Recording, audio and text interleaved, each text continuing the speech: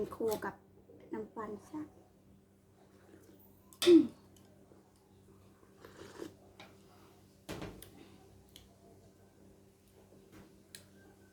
กินกับกระถินอ่อน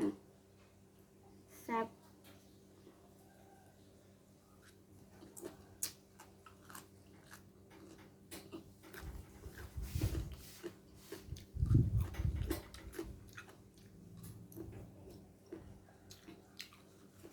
กินเท่าที่มีความไม่อยากจะกินตามมันแหละ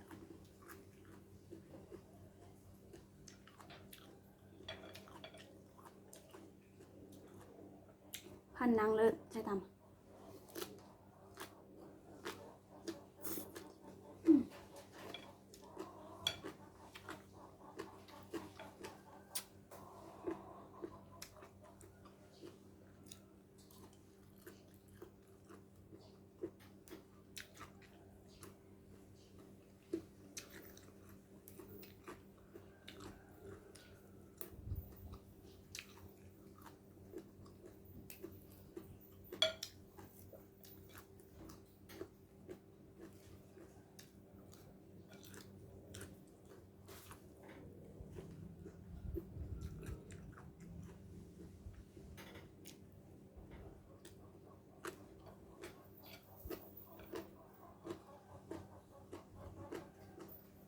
กินกะเพราทองกับแฮปก่อน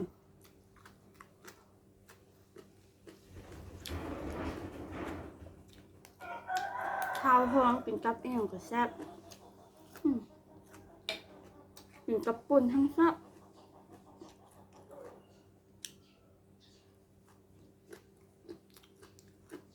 หอยน้ำของทุกคนหอยน้ำของนี่คุณพ่อเพิ่มไปเก็บมา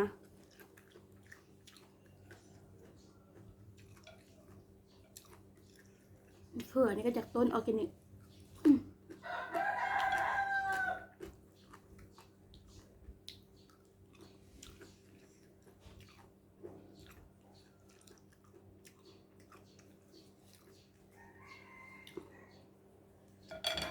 โอ้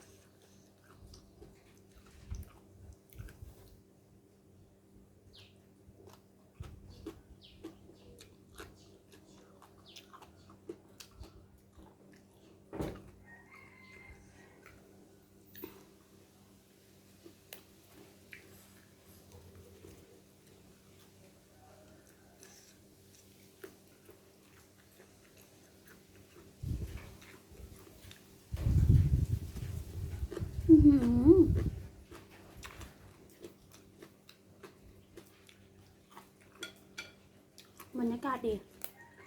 ฝนตก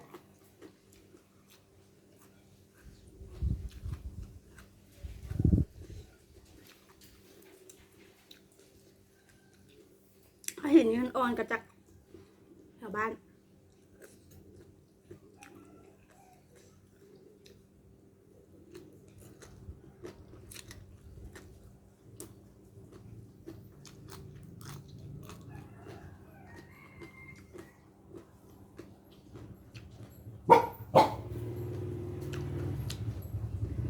ลักกี้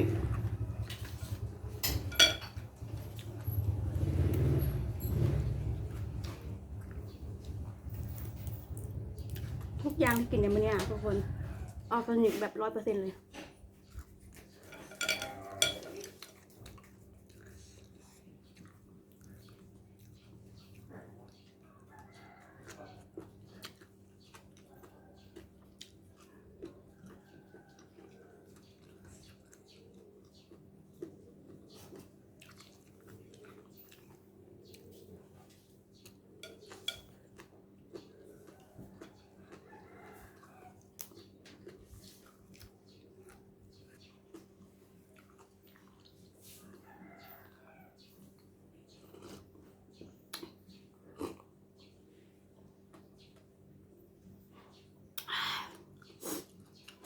ชื่น